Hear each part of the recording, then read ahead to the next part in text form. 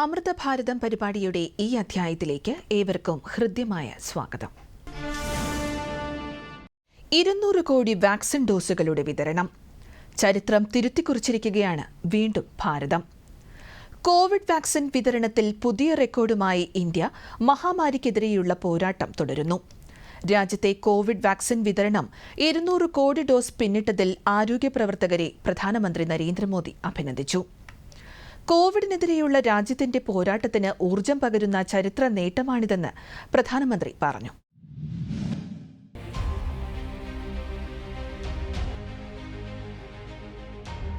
July 17-നാണ് രാജ്യം 200 കോടി dose Covid vaccination പൂർത്തിയാക്കിയത്.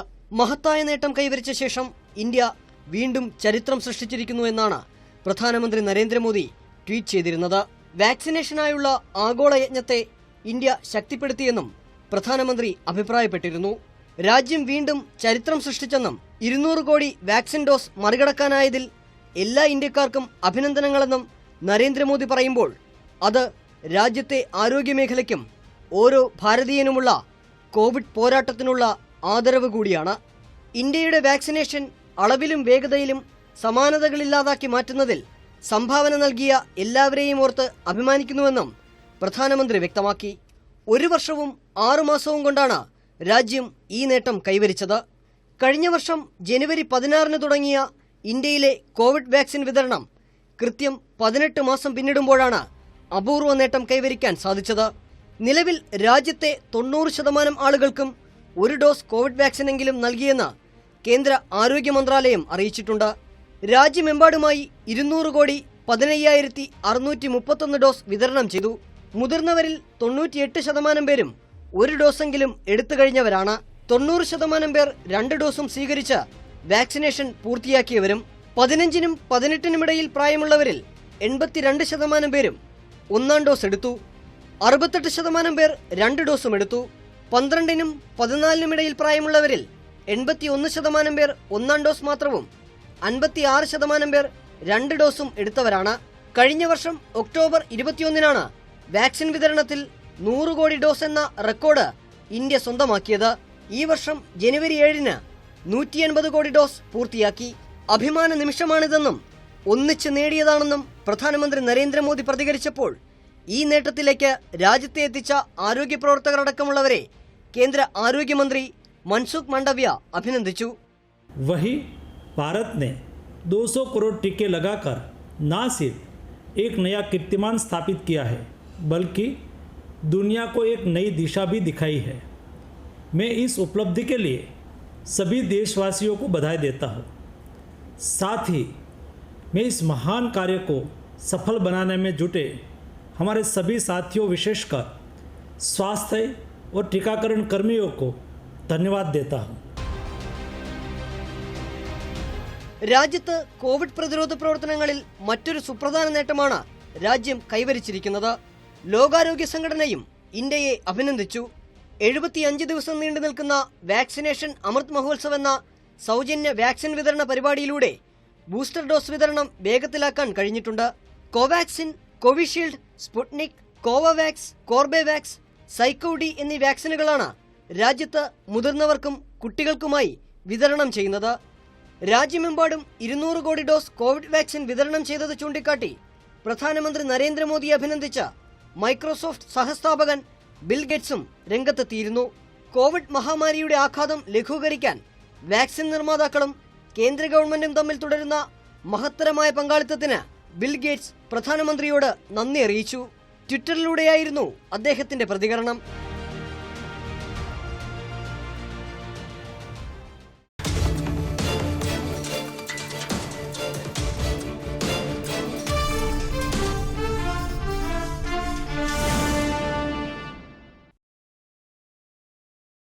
ഇന്ത്യ ഓരോ ദിവസവും വികസന കുതിപ്പിലേക്ക് ഉയരുകയാണ്. ഉത്തർപ്രദേശിലെ ബുന്ദേൽഖണ്ഡ് എക്സ്പ്രസ് വേ പ്രധാനമന്ത്രി നരേന്ദ്രമോദി ഉദ്ഘാടനം ചെയ്തു. 14,850 കോടി രൂപ ചെലവിൽ നിർമ്മാണം പൂർത്തിയാക്കിയ എക്സ്പ്രസ് വേ വികസന കാര്യത്തിൽ പൊതുവെ പിന്നാക്കമായ ബുന്ദേൽഖണ്ഡിന്റെ സമൃദ്ധമായ ഭാവിക്കുള്ള കുതിപ്പിന് കളമൊരുക്കും. പ്രദേശത്തിന്റെ മഹത്തായ പാരമ്പര്യത്തിന് സമർപ്പിക്കപ്പെട്ടതാണ് ഈ അതിവേഗ പാതയെന്നും ബുന്ദേൽഖണ്ഡിന് ഈ എക്സ്പ്രസ് വേ സമ്മാനിച്ചതിൽ അതിയായ സന്തോഷമുണ്ടെന്നും പ്രധാനമന്ത്രി നരേന്ദ്രമോദി പറഞ്ഞു. ये एक्सप्रेस वे बुंदेलखंड की गौरवशाली परंपरा को समर्पित है. जिस धरती ने अनगिनत शूरवीर पैदा किए, जहां के खून में भारत भक्ति बहती है, जहां के बेटे बेटियों के पराक्रम और परिश्रम ने हमेशा देश का नाम रोशन किया है.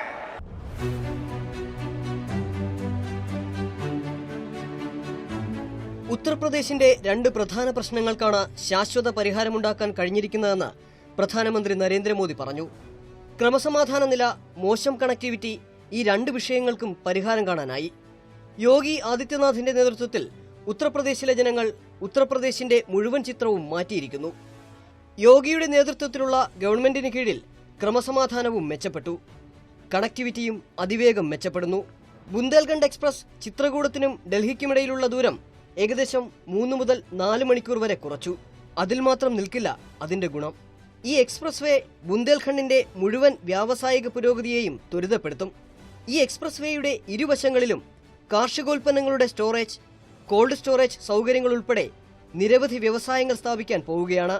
ബുന്ദേൽഖണ്ഡ് എക്സ്പ്രസ് വേ ഉള്ളതിനാൽ ഈ മേഖലയിൽ കാർഷികാധിഷ്ഠിത വ്യവസായങ്ങൾ സ്ഥാപിക്കുന്നത് വളരെ എളുപ്പമായിരിക്കും. കൂടാതെ കാർഷികോൽപ്പന്നങ്ങൾ പുതിയ വിപണികളിലേക്ക് കൊണ്ടുപോകുന്നത് എളുപ്പമാകും. ബുന്ദേൽഖണ്ഡിൽ നിർമ്മിക്കുന്ന പ്രതിരോധ ഇടനാഴിക്ക് ഇത് ഏറെ സഹായകരമാകും. ഒരു തരത്തിൽ പറഞ്ഞാൽ ഈ അതിവേഗപാത ബുന്ദേൽഖണ്ഡിന്റെ എല്ലാ മുക്കുമൂലകളെയും വികസനം, സ്വയം തൊഴിൽ, പുതിയ അവസരങ്ങൾ എന്നിവയുമായി ബന്ധിപ്പിക്കുകയാണെന്ന് പ്രധാനമന്ത്രി വ്യക്തമാക്കി.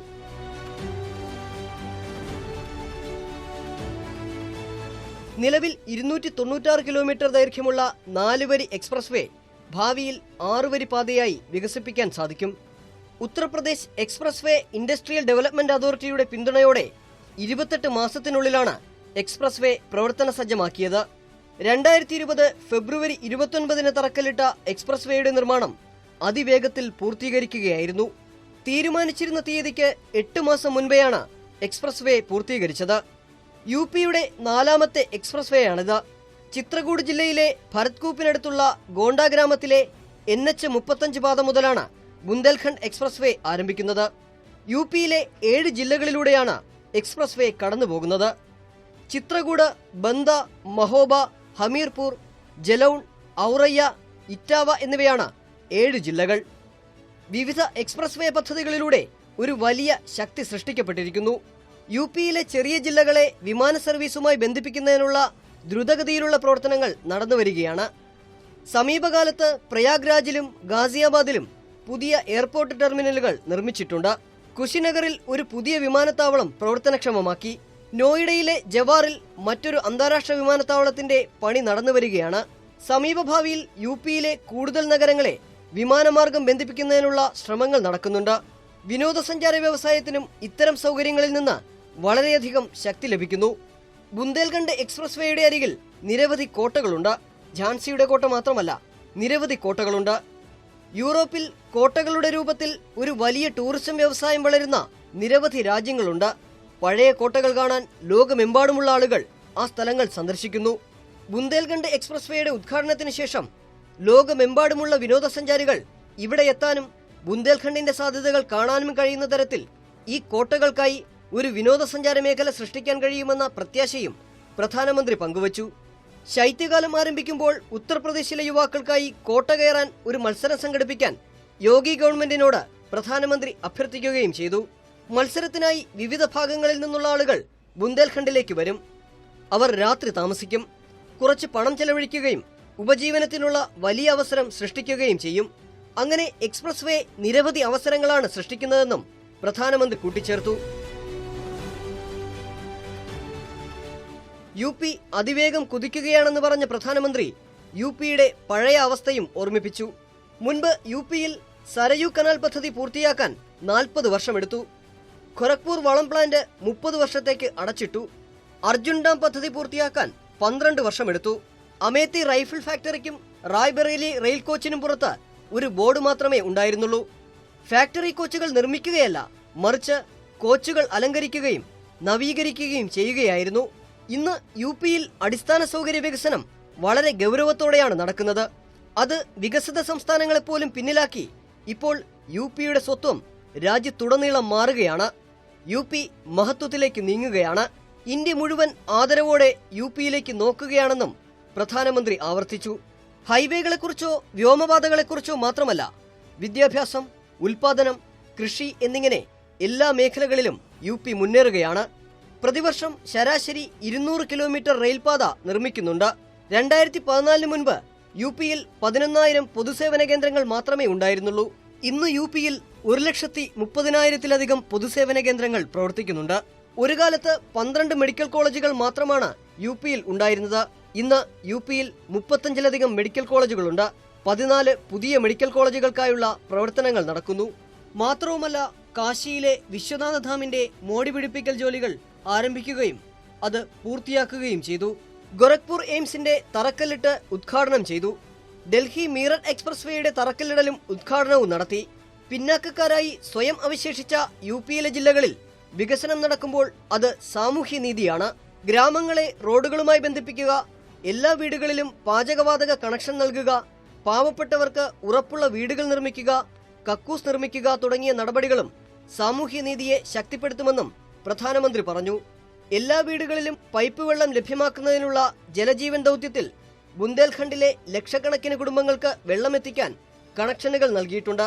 ബുന്ദേൽഖണ്ഡിലെ നദികളിലെ വെള്ളം കഴിയുന്നത്ര ആളുകളിലേക്ക് എത്തിക്കാൻ നിരന്തരം പരിശ്രമിക്കുന്നു. റാത്തോളി അണക്കെട്ട് പദ്ധതി, ഭവനി അണക്കെട്ട് പദ്ധതി, മജ്ഗാവ് ചില്ലി സ്പ്രിംഗ്ലർ ജലസേചന പദ്ധതി എന്നിവ അത്തരം ശ്രമങ്ങളുടെ ഫലമാണ്. കെൻബെത്വ ലിങ്ക് പദ്ധതിക്ക് ആയിരക്കണക്കിന് കോടി രൂപയുടെ അംഗീകാരം ലഭിച്ചു. ഇത് ബുന്ദേൽഖണ്ഡിന്റെ വലിയൊരു ഭാഗത്തിന്റെ ജീവിതത്തെ മാറ്റിമറിക്കാൻ പോകുന്നുവെന്നും നരേന്ദ്രമോദി പറഞ്ഞു. സ്വാതന്ത്ര്യത്തിന്റെ 75 വർഷം തികയുന്ന വേളയിൽ രാജ്യം അമൃത സരോവരങ്ങൾ നിർമ്മിക്കുകയാണ്. ബുന്ദേൽഖണ്ഡിലെ എല്ലാ ജില്ലകളിലും 75 അമൃത സരോവരങ്ങൾ നിർമ്മിക്കും. ജലസുരക്ഷയ്ക്കും ഭാവി തലമുറയ്ക്കും വേണ്ടി ചെയ്യുന്ന മഹത്തായ പ്രവർത്തനമാണിത്. ഈ മഹത്തായ പ്രവർത്തനത്തിൽ സഹായിക്കാൻ പരമാവധി ആളുകൾ മുന്നോട്ട് വരണമെന്നും പ്രധാനമന്ത്രി അഭ്യർത്ഥിച്ചു. കുടിൽ വ്യവസായങ്ങൾക്കും ബുന്ദേൽഖണ്ഡിന്റെ വികസനത്തിന് വലിയ സാധ്യതകളുണ്ടെന്ന് വ്യക്തമാക്കിയ പ്രധാനമന്ത്രി ഉദാഹരണങ്ങളും പങ്കുവച്ചു. ലോകത്തെ മറ്റ് രാജ്യങ്ങളിൽ നിന്ന് കോടിക്കണക്കിന് രൂപയുടെ കളിപ്പാട്ടങ്ങൾ ഇന്ത്യ ഓരോ വർഷവും ഇറക്കുമതി ചെയ്യുന്നുണ്ട്. അത് കണക്കിലെടുത്ത് ഇന്ത്യയിലെ കളിപ്പാട്ട വ്യവസായത്തോട് പുത്തനായി പ്രവർത്തിക്കാൻ രാജ്യം അഭ്യർത്ഥിച്ചിരുന്നു. ഇന്ത്യൻ കളിപ്പാട്ടങ്ങൾ വാങ്ങാൻ ആളുകളോട് അഭ്യർത്ഥിക്കുകയും ചെയ്തു. ഇത്രയും ചുരുങ്ങിയ സമയത്തിനുള്ളിൽ ഗവൺമെന്റ് തലത്തിൽ ചെയ്യേണ്ടതെല്ലാം ചെയ്തു. ഇന്ന് ഓരോ ഭാരതീയനും അഭിമാനിക്കുന്നു. കാരണം ഇന്ന് വിദേശത്തു നിന്ന് വരുന്ന കളിപ്പാട്ടങ്ങളുടെ എണ്ണം വലിയ തോതിൽ കുറഞ്ഞു. ഇപ്പോൾ ഇന്ത്യയിൽ നിന്ന് വലിയ തോതിൽ കളിപ്പാട്ടങ്ങൾ കയറ്റുമതി ചെയ്യുന്നുണ്ട്. നമ്മുടെ കളിപ്പാട്ട നിർമ്മാതാക്കളിൽ ഭൂരിഭാഗവും ദരിദ്രരും ദളിതരും പിന്നാക്കക്കാരും ആദിവാസി കുടുംബങ്ങളുമാണ്. കളിപ്പാട്ടങ്ങൾ ഉണ്ടാക്കുന്നതിൽ നമ്മുടെ സ്ത്രീകളും പങ്കാളികളാണ്. ഇവരെല്ലാം ഈ വ്യവസായത്തിൽ നിന്ന് പ്രയോജനം നേടിയവരാണ്. ഝാൻസി, ചിത്രകൂട്, ബുന്ദേൽഖണ്ഡ് എന്നിവിടങ്ങളിൽ കളിപ്പാട്ടങ്ങളുടെ സമ്പന്നമായ പാരമ്പര്യമുണ്ട്. ഇവയും ഗവൺമെന്റ് പ്രോത്സാഹിപ്പിക്കുകയാണ്. ബുന്ദേൽഖണ്ഡിന്റെ പുത്രൻ മേജർ ധ്യാൻചന്ദ് ഏറെക്കാലം ചെലവഴിച്ച മീററ്റിൽ അദ്ദേഹത്തിന്റെ സ്മരണയ്ക്കായി ഒരു കായിക സർവകലാശാല നിർമ്മിക്കുമെന്നും ഇവിടുത്തെ യുവാക്കൾക്ക് മുന്നോട്ടു പോകാൻ ധാരാളം അവസരങ്ങൾ ഉറപ്പാക്കുമെന്നും നരേന്ദ്രമോദി പറഞ്ഞു. ഏതായാലും എക്സ്പ്രസ് വേ മുതൽക്കൂട്ടായി മാറിയിരിക്കുകയാണ്.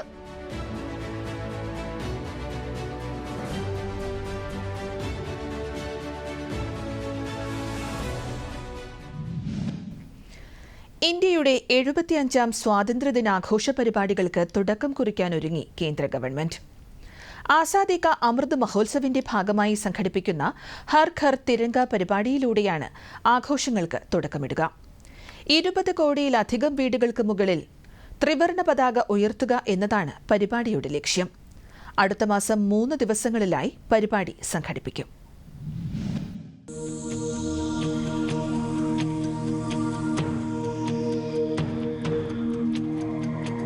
കേന്ദ്ര ആഭ്യന്തരമന്ത്രി അമിത്ഷായുടെ നേതൃത്വത്തിൽ സംസ്ഥാനങ്ങളിലെ മുഖ്യമന്ത്രിമാരും കേന്ദ്രഭരണ പ്രദേശങ്ങളിലെ ലഫ്റ്റനന്റ് ഗവർണർമാരും ഭരണാധികാരികളും ചേർന്നാണ് ഒരുക്കങ്ങൾ നടത്തുന്നത്. ഓഗസ്റ്റ് 13 മുതൽ 15 വരെ പൊതുജന പങ്കാളിത്തത്തോടെ വീടുകളിൽ ത്രിവർണ്ണ പതാക ഉയർത്തുമെന്നും കേന്ദ്രത്തിന്റെ ഔദ്യോഗിക പ്രസ്താവനയിൽ പറയുന്നു. ഭാരതമാതാവിന്റെ സേവനത്തിനായി കേന്ദ്ര സർക്കാർ നടത്തുന്ന ഹർ ഘർ തിരംഗ ക്യാമ്പയിനിൽ ഇന്ത്യയിലുടനീളമുള്ള 100 കോടിയിലധികം ആളുകൾ പങ്കെടുക്കും. ജനങ്ങൾക്കിടയിൽ ദേശസ്നേഹം വളർത്തിയെടുക്കാൻ ഇത് വളരെയധികം സഹായിക്കുമെന്നും പ്രസ്താവനയിൽ പറയുന്നു. 2022 സ്വാതന്ത്ര്യദിനാഘോഷങ്ങൾക്ക് തുടക്കം കുറിക്കുന്നതിനായി ജൂലൈ 22 മുതൽ എല്ലാ സംസ്ഥാന സർക്കാർ വെബ്സൈറ്റുകളുടെയും ഹോം പേജിൽ ദേശീയ പതാക ഉണ്ടാകണമെന്ന് ആഭ്യന്തരമന്ത്രി അമിത്ഷാ നിർദ്ദേശിച്ചിരുന്നു. രാജ്യത്തെ പൗരന്മാരെ അവരുടെ ഫേസ്ബുക്ക്, ഇൻസ്റ്റാഗ്രാം, ട്വിറ്റർ എന്നിവയിലൂടെ ത്രിവർണ്ണ പതാക പങ്കുവയ്ക്കാൻ പ്രോത്സാഹിപ്പിക്കണമെന്നും അദ്ദേഹം പറഞ്ഞു. ആളുകൾ ത്രിവർണ്ണ പതാകയ്ക്കൊപ്പം ഒരു സെൽഫി എടുത്ത് സാംസ്കാരിക മന്ത്രാലയത്തിന്റെ വെബ്സൈറ്റിൽ അപ്ലോഡ് ചെയ്യണമെന്നും അമിത്ഷാ പറഞ്ഞു. ആസാദി കാ അമൃത് മഹോത്സവത്തിന് കീഴിൽ നടത്താനിരിക്കുന്ന ക്യാമ്പയിന്റെ ഒരുക്കങ്ങൾ കേന്ദ്ര ആഭ്യന്തരമന്ത്രി അമിത്ഷാ സംസ്ഥാനങ്ങളിലെ മുഖ്യമന്ത്രിമാരുമായും ലഫ്റ്റനന്റ് ഗവർണർമാരുമായും കേന്ദ്രഭരണ പ്രദേശങ്ങളിലെ ഭരണാധികാരികളുമായും നടത്തിയ അവലോകനത്തിലാണ് ഹർ ഘർ തിരംഗ ക്യാമ്പയിന്റെ ആശയം മുന്നോട്ട് വന്നത്. പരിപാടിയുടെ ഭാഗമായി ഓഗസ്റ്റ് 13 മുതൽ 15 വരെ പൊതുജന പങ്കാളിത്തത്തോടെ ത്രിവർണ്ണ പതാക വീടുകളിൽ ഉയർത്തുമെന്നും സർക്കാർ, സ്വകാര്യ സ്ഥാപനങ്ങളും പങ്കാളികളാകുമെന്നും കേന്ദ്ര സർക്കാർ വ്യക്തമാക്കിയിട്ടുണ്ട്. ഭാരതമാതാവിന്റെ സേവനത്തിനായി സ്വയം സമർപ്പിക്കാനുള്ള ക്യാമ്പയിനിൽ 100 കോടിയിലധികം ആളുകൾ പങ്കെടുക്കും. ജനങ്ങൾക്കിടയിൽ പുതിയ ദേശസ്നേഹം വളർത്തിയെടുക്കുന്നതിൽ ഇത് വലിയ പങ്ക് വഹിക്കുമെന്നും പ്രതീക്ഷിക്കുന്നു. ആസാദി കാ അമൃത് മഹോത്സവ് ഓരോ പൗരന്റെയും അഭിമാനമാണ്. സ്വാതന്ത്ര്യത്തിന്റെ കഴിഞ്ഞ 75 വർഷത്തിനിടയിൽ ഇന്ത്യയുടെ ജനാധിപത്യ വേരുകൾ ആഴത്തിൽ മാത്രമല്ല, വികസനത്തിന്റെ വീക്ഷണകോണിൽ നിന്നും രാജ്യം ആഗോള വീക്ഷണകോണിൽ മികച്ച നിലയിലാണ്. ആസാദി കാ അമൃത് മഹോത്സവ് പുതിയ രീതിയിൽ ആഘോഷിക്കാൻ പ്രധാനമന്ത്രി നരേന്ദ്രമോദി തീരുമാനിച്ചിട്ടുണ്ടെന്നും ഹർ ഘർ തിരംഗ ക്യാമ്പയിൻ ദേശസ്നേഹത്തിന്റെ ആത്മാവിനെ ഏറ്റവും ഉയർന്ന തലത്തിലേക്ക് കൊണ്ടുപോകുമെന്നും അമിത്ഷാ പറഞ്ഞു. പരിപാടിയുടെ വിജയം ഒരാശയം കൊണ്ടോ ജനങ്ങളോടുള്ള അഭ്യർത്ഥനകൾ കൊണ്ടോ മാത്രമല്ല, കേന്ദ്ര സംസ്ഥാന സർക്കാരുകളുടെ പങ്കാളിത്തത്തിലൂടെ ജനങ്ങളിലേക്ക് എത്തിക്കാനാണ് രാജ്യം ലക്ഷ്യമിടുന്നത്. മഹാത്മാഗാന്ധിയുടെ നേതൃത്വത്തിൽ നടന്ന രാജ്യത്തിന്റെ സ്വാതന്ത്ര്യ സമരത്തിന്റെ സുപ്രധാന ഘടകമായിരുന്നു പ്രഭാത് ഭേരികൾ. അതിനാൽ രാഷ്ട്രീയ പാർട്ടികളും സർക്കാർ സ്ഥാപനങ്ങളും സന്നദ്ധ സംഘടനകളും സഹകരണ സ്ഥാപനങ്ങളും തങ്ങളുടെ പ്രദേശങ്ങളിൽ പ്രഭാത് ഭേരികൾ വിജയിപ്പിക്കണമെന്നും പ്രസ്താവനയിൽ പറഞ്ഞു. കുട്ടികളും പ്രായമായവരും യുവാക്കളും കൗമാരക്കാരും ഒരുമിച്ച് ഭാരതമാതാവിനെ സ്തുതിച്ചു പാടുമ്പോൾ, കയ്യിൽ ത്രിവർണ്ണ പതാകയുമായി ഗ്രാമങ്ങളിൽ പ്രഭാത് ഭേരികൾ നടത്തുമ്പോൾ ഹർ ഘർ തിരംഗ പരിപാടി തനിയെ വിജയിക്കും. സംസ്ഥാന സർക്കാരുകൾ പരസ്യങ്ങളിലൂടെ പ്രചാരണം നടത്തുകയും വിവിധ പരിപാടികളിലൂടെയും ഇത് മുന്നോട്ട് കൊണ്ടുപോകുകയും ചെയ്യും. ഗ്രാമങ്ങളിലെ സഹകരണ സംഘങ്ങൾ വഴിയും പൊതുമേഖലാ സ്ഥാപനങ്ങൾ വഴിയും ഇത് പ്രചരിപ്പിക്കണമെന്നും എല്ലാവരെയും ഈ പരിപാടിയിൽ ചേരുന്നതിന് അധികാരികൾ എല്ലാ പരസ്യമാർഗങ്ങളും ഉപയോഗിക്കണമെന്നും അമിത്ഷാ ആവശ്യപ്പെട്ടിരുന്നു. 3 തരം പതാകകൾ നിർമ്മിക്കുന്നതിനുള്ള ക്രമീകരണങ്ങൾ കേന്ദ്ര സർക്കാർ ചെയ്തിട്ടുണ്ടെന്നും അവ പോസ്റ്റ് ഓഫീസുകളിൽ ലഭ്യമാകുമെന്നും ആളുകൾക്ക് ഓൺലൈനിൽ ത്രിവർണ്ണ പതാക വാങ്ങാൻ കഴിയുമെന്നും കേന്ദ്ര ഗവൺമെന്റ് അറിയിച്ചിട്ടുണ്ട്. മാത്രമല്ല, ഫ്ളാഗ് കോഡ് ഓഫ് ഇന്ത്യ 2002 വരുത്തിയ ഭേദഗതി പ്രകാരം ഇനി മുതൽ ത്രിവർണ്ണ പതാക തുന്നാൻ ഖാദിയോ കൈത്തറിയോ തന്നെ വേണമെന്നില്ല. പോളിസ്റ്ററിലോ പരുത്തിയിലോ കമ്പിളിയിലോ സിൽക്ക് ഖാദിയിലോ ത്രിവർണ്ണ പതാക തയ്യാറാക്കാം. 2021 ഡിസംബർ 30 ഇതു സംബന്ധിച്ച ഭേദഗതി നിലവിൽ വന്നത്. ഇതോടെ പതാകയുടെ വില കുറയുമെന്നും ഇത് എല്ലാ വീടുകളിലും പതാക ഉയർത്താൻ കാരണമാകുമെന്നും സർക്കാർ കണക്കുകൂട്ടുന്നു. കോവിഡ് കാലത്ത് മാസ്കുകളും PPE കിറ്റുകളും തുന്നിച്ചേർത്ത് ഉപജീവനം നടത്തിയവരെ വലിയ തോതിൽ ദേശീയ പതാക തുന്നാൻ ചുമതലപ്പെടുത്തിയിട്ടുണ്ട്.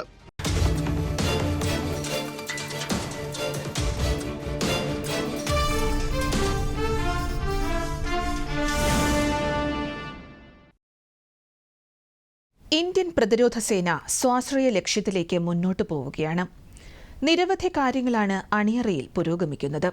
പ്രതിരോധ സേനയിലെ സ്വാശ്രയ ലക്ഷ്യവുമായി നേവൽ ഇന്നൊവേഷൻ ആൻഡ് ഇൻഡിജനൈസേഷൻ ഓർഗനൈസേഷൻ സംഘടിപ്പിച്ച സ്വാവലംബൻ സെമിനാറിനെ പ്രധാനമന്ത്രി ഈ മാസം അഭിസംബോധന ചെയ്തത് ഇത്തരത്തിൽ പ്രസക്തമായിരുന്നു. ഇന്ത്യൻ നാവികസേനയിൽ തദ്ദേശീയ സാങ്കേതികവിദ്യയുടെ ഉപയോഗത്തിന് ഉത്തേജനം നൽകുന്നത് ലക്ഷ്യമിട്ടുള്ള സ്പ്രിന്റ് ചലഞ്ചുകൾക്ക് പ്രധാനമന്ത്രി തുടക്കം കുറിച്ചു.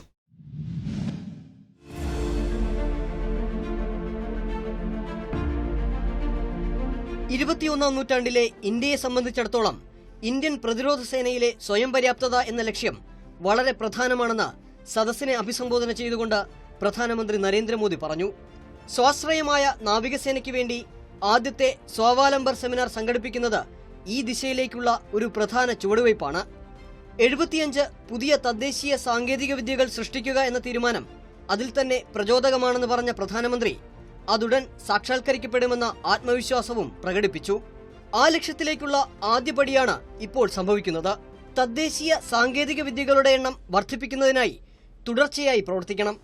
ഇന്ത്യ സ്വാതന്ത്ര്യത്തിന്റെ 100 വർഷം ആഘോഷിക്കുമ്പോൾ ആ സമയത്ത് നമ്മുടെ നാവികസേന അഭൂതപൂർവമായ ഉയരത്തിലെത്തണം എന്നതായിരിക്കണം ലക്ഷ്യമെന്നും അദ്ദേഹം പറഞ്ഞു.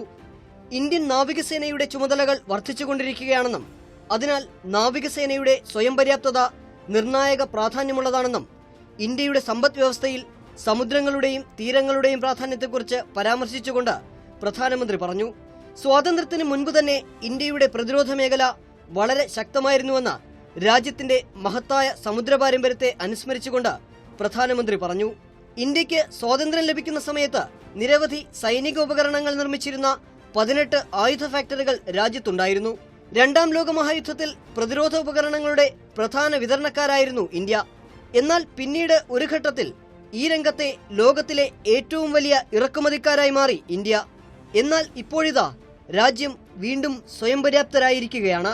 ലോകമഹായുദ്ധത്തിന്റെ വെല്ലുവിളികൾ മുതലെടുത്തുകൊണ്ട് വൻകിട ആയുധ കയറ്റുമതിക്കാരായി ഉയർന്നുവന്ന രാജ്യങ്ങളെപ്പോലെ കൊറോണ കാലഘട്ടത്തിൽ ഇന്ത്യയും പ്രതികൂല സാഹചര്യങ്ങളെ അവസരമാക്കി മാറ്റി. സമ്പദ് വ്യവസ്ഥയിലും ഉൽപാദനത്തിലും ശാസ്ത്രത്തിലും കുതിച്ചുചാട്ടം നടത്തി. നൂതനാശയം നിർണായകമാണ്. അത് തദ്ദേശീയമായിരിക്കണം. ഇറക്കുമതി ചെയ്യുന്ന ചരക്കുകളോടുള്ള ആകർഷണ മനോഭാവത്തിൽ മാറ്റം വരേണ്ടിയിരിക്കുന്നു.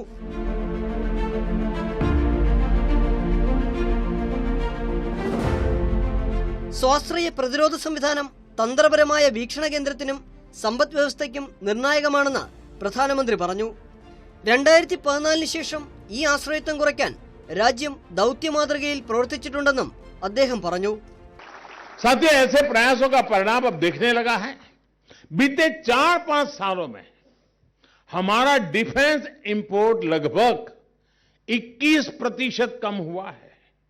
इतने कम समय में. और ये नहीं कि हमने पैसे बचाने के लिए कम किया है, हमने हमारे यहां उसका ऑल्टरनेट दिया है. आज हम सबसे बड़े डिफेंस इंपोर्टर के बजाय एक बड़े एक्सपोर्टर की तरह तेजी से आगे बढ़ रहे हैं. നമ്മുടെ പൊതുമേഖലാ പ്രതിരോധ കമ്പനികളെ വിവിധ മേഖലകളിൽ സംഘടിപ്പിച്ചതിലൂടെ ഗവൺമെന്റ് അവയ്ക്ക് പുതിയ കരുത്ത് നൽകിയെന്ന് പ്രധാനമന്ത്രി അഭിപ്രായപ്പെട്ടു. IIT-കൾ പോലുള്ള നമ്മുടെ പ്രമുഖ സ്ഥാപനങ്ങളെ പ്രതിരോധ ഗവേഷണവും നൂതനാശയവുമായി ബന്ധിപ്പിക്കുന്നുവെന്ന് രാജ്യം ഇപ്പോൾ ഉറപ്പാക്കുന്നു. പ്രതിരോധ ഗവേഷണ വികസന മേഖലകൾ, സ്വകാര്യ മേഖല, സർവകലാശാലകളിലെ പഠന ഗവേഷണ വിഭാഗം, MSME-കൾ, സ്റ്റാർട്ടപ്പുകൾ എന്നിവയ്ക്കായി തുറന്നുകൊടുത്തിരിക്കുന്നു. ഇത് ദീർഘകാലമായി മുടങ്ങിക്കിടക്കുന്ന പ്രതിരോധ പദ്ധതികളെ പുതിയ വേഗതയിൽ നയിക്കും. മാത്രവുമല്ല, ആദ്യത്തെ തദ്ദേശീയ വിമാനവാഹിനി കപ്പൽ കമ്മീഷൻ ചെയ്യുന്നതിനുള്ള കാത്തിരിപ്പ് ഉടൻ അവസാനിക്കുമെന്നും പ്രധാനമന്ത്രി ആത്മവിശ്വാസം പ്രകടിപ്പിച്ചു. കഴിഞ്ഞ 8 വർഷത്തിനിടയിൽ പ്രതിരോധ ബജറ്റ് വർദ്ധിപ്പിക്കുക മാത്രമല്ല, ഈ ബജറ്റ് രാജ്യത്തെ പ്രതിരോധ ഉൽപാദന ആവാസ വ്യവസ്ഥയുടെ വികസനത്തിന് ഉപയോഗപ്രദമാണെന്ന് ഉറപ്പാക്കുകയും ചെയ്തു. ഇന്ന് പ്രതിരോധ ഉപകരണങ്ങൾ വാങ്ങുന്നതിനായി നീക്കിവച്ചിരിക്കുന്ന ബജറ്റിലെ വലിയൊരു ഭാഗം ഇന്ത്യൻ കമ്പനികളിൽ നിന്നുള്ള സംഭരണത്തിനായാണ് ചെലവഴിക്കുന്നത്. ഇറക്കുമതി ചെയ്യില്ലെന്ന് തീരുമാനിച്ച 300 ഇനങ്ങളുടെ പട്ടിക തയ്യാറാക്കിയതിന് പ്രതിരോധ സേനയെ അദ്ദേഹം അഭിനന്ദിച്ചു. കഴിഞ്ഞ 5 വർഷത്തിനിടെ പ്രതിരോധ ഇറക്കുമതിയിൽ 21% കുറവുണ്ടായതായി പ്രധാനമന്ത്രി പറഞ്ഞു. ഏറ്റവും വലിയ പ്രതിരോധ ഇറക്കുമതിക്കാരിൽ നിന്ന് ഇന്ന് വലിയ കയറ്റുമതിക്കാരിലേക്ക് ഇന്ത്യ അതിവേഗം നീങ്ങുകയാണ്. കഴിഞ്ഞ വർഷം 13,000 കോടി രൂപയുടെ പ്രതിരോധ കയറ്റുമതി നടത്തി. ഇതിൽ 70%-ലധികവും സ്വകാര്യ മേഖലയിൽ നിന്നാണ്. ആസാദി കാ അമൃത് മഹോത്സവിന്റെ ഭാഗമായി നാവികസേനയ്ക്കാവശ്യമായ കുറഞ്ഞത് 75 തദ്ദേശീയ സാങ്കേതിക വിദ്യകളും ഉൽപ്പന്നങ്ങളും വികസിപ്പിക്കാൻ ലക്ഷ്യമിട്ടുള്ള ഡിഫൻസ് ഇന്നൊവേഷൻ ഓർഗനൈസേഷനും NIIOയും തമ്മിലുള്ള സഹകരണ പദ്ധതിയായ സ്പ്രിന്റ് ആയിരുന്നു ഈ സെമിനാറിൽ ശ്രദ്ധാകേന്ദ്രം. ആർട്ടിഫിഷ്യൽ ഇന്റലിജൻസ്, ഓട്ടോണമസ്, അൺമാൻ സംവിധാനങ്ങൾ, വിവരസാങ്കേതിക വിദ്യ എന്നിവ ഉൾപ്പെടെ വിവിധ സാങ്കേതിക മേഖലകളിൽ ചലഞ്ചുകൾ വിവിധ സ്റ്റാർട്ടപ്പുകൾക്കും യുവ ഇന്നോവേറ്റർമാർക്കും മുന്നിൽ അവതരിപ്പിച്ചു. 1.5 കോടി രൂപ മുതൽ 10 കോടി രൂപ വരെയുള്ള ഗ്രാന്റുകൾക്കായുള്ള വ്യവസ്ഥകൾ ഡിഫൻസ് ഇന്ത്യ സ്റ്റാർട്ടപ്പ് ചലഞ്ച് ഐഡെക്സിന് കീഴിലുള്ള പ്രൈം കാറ്റഗറിയിലും ഉണ്ട്. കൂടാതെ ഇന്നോവേറ്റർമാർക്കും സ്റ്റാർട്ടപ്പുകൾക്കും സ്വമേധയാ ഉള്ള നിർദ്ദേശങ്ങൾ സ്പ്രിന്റിന് കീഴിൽ സമർപ്പിക്കാം. ദ്വിദിന സെമിനാറിൽ വ്യവസായം, അക്കാദമിക്, സൈന്യം, ഗവൺമെന്റ് എന്നിവിടങ്ങളിൽ നിന്നുള്ള മേധാവികൾക്ക് ഒരു പൊതുവേദിയിൽ ഒത്തുചേരാനും ആശയരൂപീകരണം നടത്താനും പ്രതിരോധ മേഖലയ്ക്കായി ശുപാർശകൾ കൊണ്ടുവരാനുമുള്ള സംവിധാനം ലഭ്യമാക്കാനായി. നൂതനാശയം, തദ്ദേശീയവൽക്കരണം, ആയുധ നിർമ്മാണം, വ്യോമയാനം എന്നിവയ്ക്ക് വേണ്ടി സമർപ്പിച്ച സെഷനുകളും നടത്തി.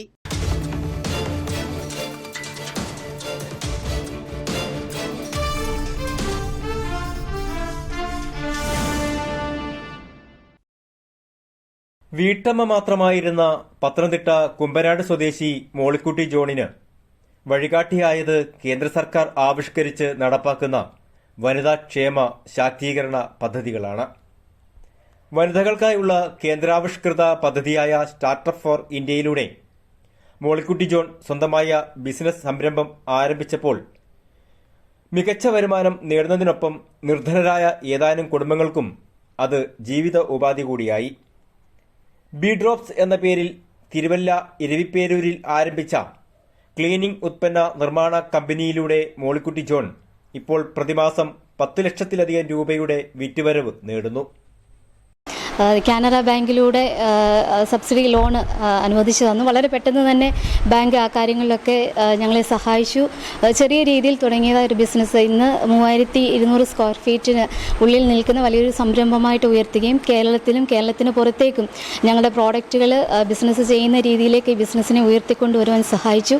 അപ്പോൾ ഈ തരത്തിൽ കേന്ദ്ര ഗവൺമെൻറ് വനിതകൾക്ക് വേണ്ടി പ്രത്യേകിച്ച് ഒരുക്കുന്നതായി ഈ ഒരു പദ്ധതികളൊക്കെ തീർച്ചയായിട്ടും വനിതകൾക്ക് വളരെ ആശ്വാസവും അനേകർക്ക് തൊഴിൽ ലഭിക്കുന്നതിന് വളരെ ഉപകാരപ്രദവുമാണ്.